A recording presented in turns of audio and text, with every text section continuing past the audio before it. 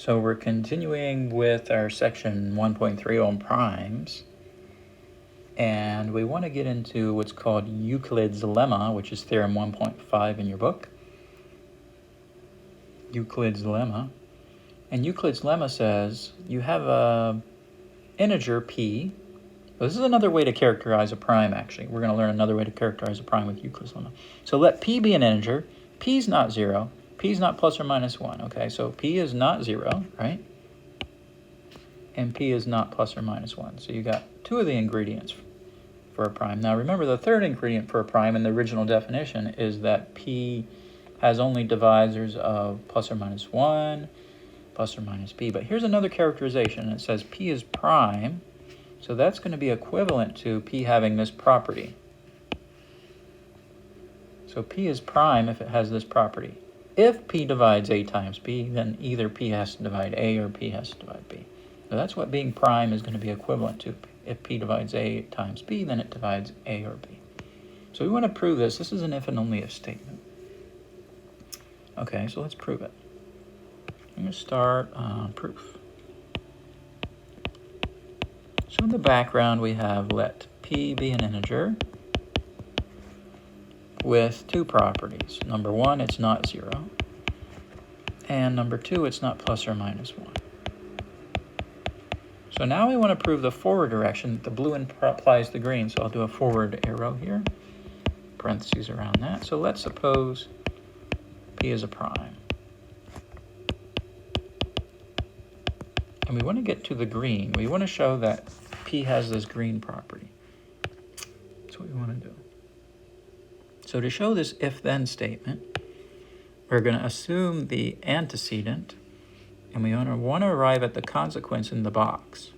So I'm going to suppose the circled p divides ab. So let's suppose p divides a times b. So we want to arrive at what's in the box, either p divides a or p divides b. So what we're going to show, we will show either p divides a or either p divides b. Doesn't have to be both, it could just be one. Okay, so let d here be your greatest common divisor of p and b. So d is the greatest common divisor of p and b. Now, by the definition of the greatest common divisor, remember the first criteria for the greatest common divisor is that d divides p and d divides b.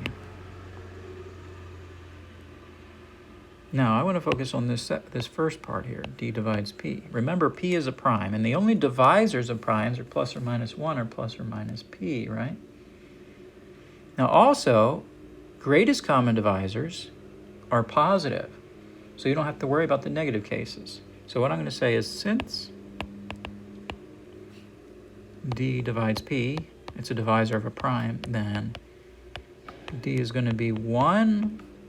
I'm not going to put plus or minus 1. I only need to put plus 1 because greatest common divisors are always positive, or d is p. I don't have to put plus or minus p. I can just put a positive p. So basically we have two cases. Two cases. There's going to be case 1, and there's going to be case 2. So d equals 1 will be case 1. So case 1. Let's suppose the GCD of p and b is 1. In other words, d is 1.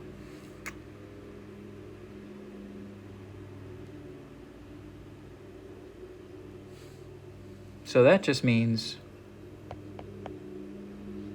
the GCD, that's what d is, right? The GCD of p and b is equal to 1. Okay, now, I don't know if you remember the generalization of Euclid's Dilemma. That was theorem, what was that? Theorem 1.4 from our previous section, 1.2. So here it is right here.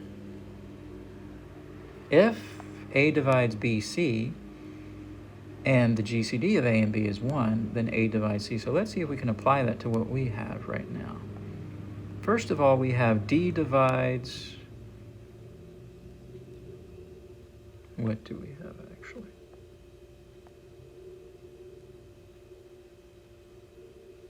Oh, we have P divides AB. Right, this is what we have. So P divides AB, so we're going to just change these to P is going to take the place of A is going to take the place of B, and B is going to take the place of C, I think. Something like that. So P divides AB.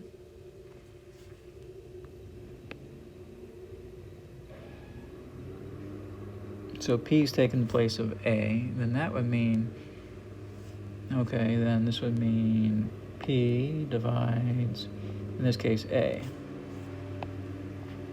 Yeah, so if I just change that up, so I have P divides AB, the GCD of P and B is 1, right? So this is check, check.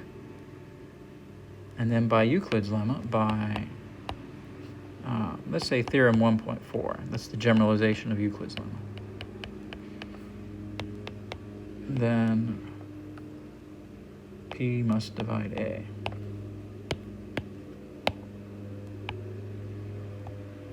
And that's actually what we want, right? We want to show P divides, well, that wasn't good. We want to show that P, that wasn't good either.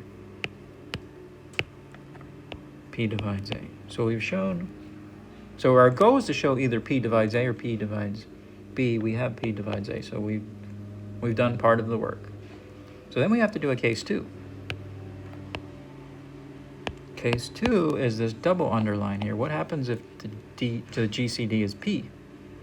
So let's suppose D equals P. In other words,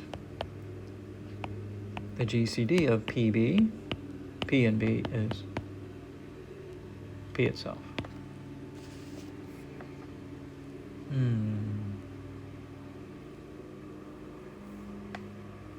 What does that mean?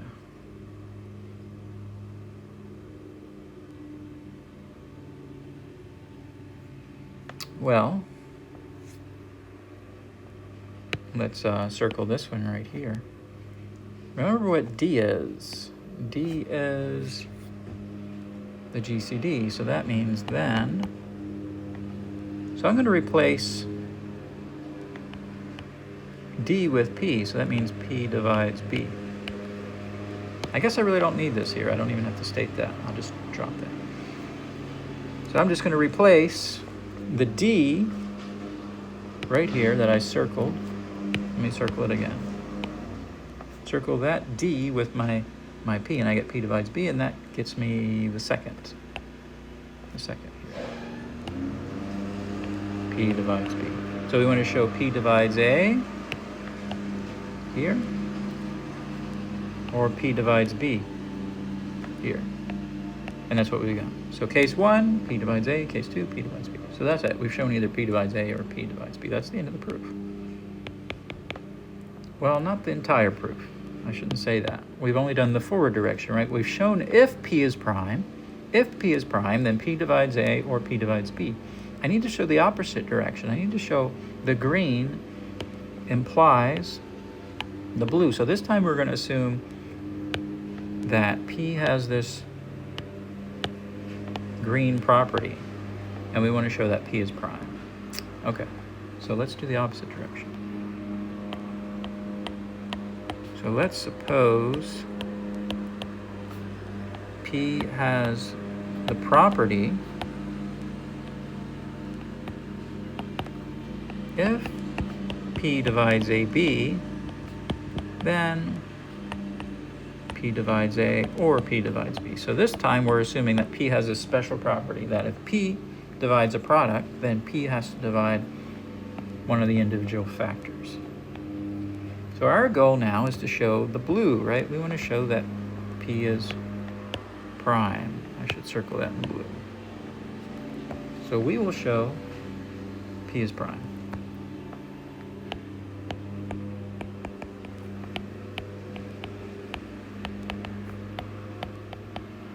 So what do we have to show that what do we have to show p is prime? We already have here p is not 0. We have p is not plus or minus 1. That means we only need to show the only divisors of p are plus or minus 1, plus or minus q.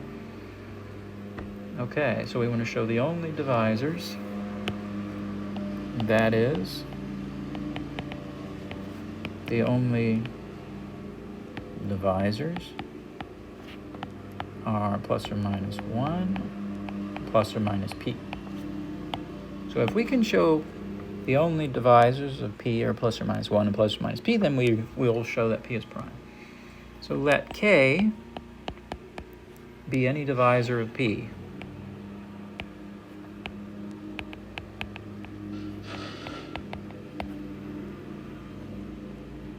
Okay, so if k is a divisor of p, then that means p equals k times some integer m, for some integer m. So that also means that km equals p times 1, right? Km equals p times 1. That means p divides km, right? If p times something is km, p times 1 is km, then p divides km. Now, let's use our property, right? We have this wonderful property here. If p divides ab, then p divides a or p divides b. So here we have p divides km. So by the property above, we can assume that property works, right? We already assumed it works. That means then p divides k or p divides m. So basically we have two cases. We're going to have a case 1 where p divides k and case 2 where p divides m. Let's do case 1. Let's suppose p divides k. What does that mean? That means then you use your fact 1, right? If a prime divides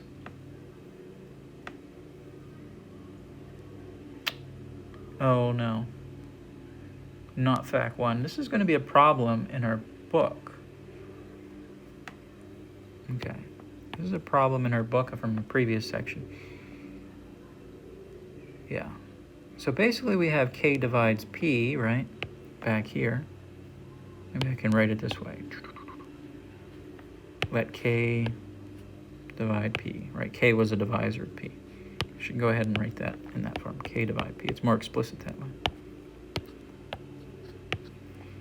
So k divides p, and p divides k. So this is a problem in another earlier section. We never worked it in class. I don't think I gave it for homework either. But if k divides p and p divides k, this is by, let me write this down, problem 5, section 1.2. Can you guess what it says? If k divides p and p divides k, that means then k is plus or minus p. Okay, so we started off with the factor of p. We assume p divided k. That means k is plus or minus p. So we have a factor that is plus or minus p. Case 2. Case 2 is where you assume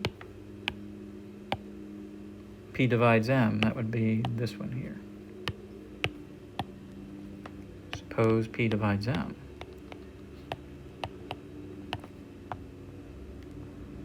Then that means m is of the form p times something. I'll say p times n, maybe. Have we used an n? I don't think so. P times n for some integer n. Now, I want to take my equation from above, this one here that's in a box. I'm going to write down p equals k, and instead of m here, I'm going to replace my m with a Pn. Now that's equivalent to, well, you can divide out P from both sides and you get 1 equals Kn. So what do we know? K divides N, right? K divides N. So K divides 1, I should say. K divides 1. What am I saying? And it follows that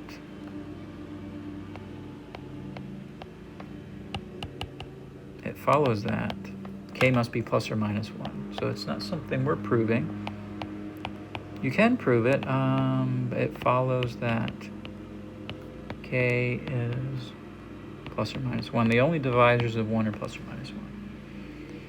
So what we've done, we started back here with an arbitrary divisor here in this black box. K is an arbitrary divisor of P. We've shown either K is plus or minus P or K is plus or minus 1. So therefore,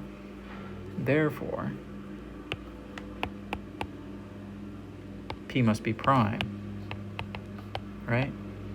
P must be prime because its only divisors are plus or minus 1 or plus or minus P. That's it. That's the finality of the proof, the other direction. So here's an alternate way, Euclid's lemma, to characterize a prime. So a prime, so you can start with your original definition of a prime. A prime is a number that's not 0. It's not plus or minus 1. Its only divisors are plus or minus 1 and plus or minus P. Or you could do this alternate characterization, which sometimes might be useful for doing proofs. So a prime is not 0. A prime is not plus or minus 1. And a prime has this property that if P divides AB, then P divides A or B. So this is sometimes called Euclid's lemma. I think we'll probably use this Euclid's lemma. Yeah.